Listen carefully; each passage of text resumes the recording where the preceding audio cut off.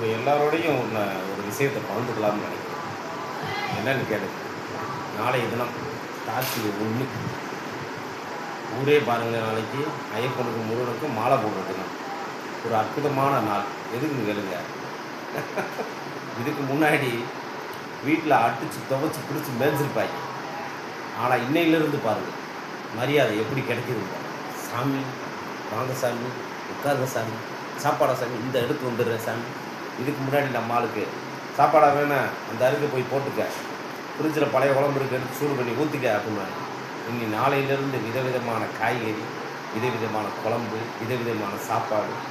நம்மளுக்கு குளிச்சுட்டு மாலை போட்டு வந்தன்னே சாம்பிராணி காட்டி ஐயாவுக்கு ஆரத்தி எடுத்து தவளைலாம் எடுத்து கொடுத்து கவனிப்பு பலமாக இருக்கும். பெரும்பாலும் நம்ம ஆளுங்க இதுக்குன்னே சரி மாலையை போட்டு ஒரு 45 நாளைக்கு அடி எதுவுமே கிடைக்காது அப்படின்னு நம்ம ஆளுங்க நினச்சிருக்கோம். ஆனால் அது மிகப்பெரிய தவறு. என்னன்னு கேளுங்க.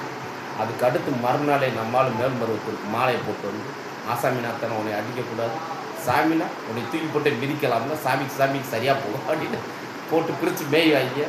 அதனால் என்னதே சாமியாக இருந்தாலும் கூட கொஞ்சம் அடக்கி வாசிங்க ஒரு 40 நாளைக்கிட்டே.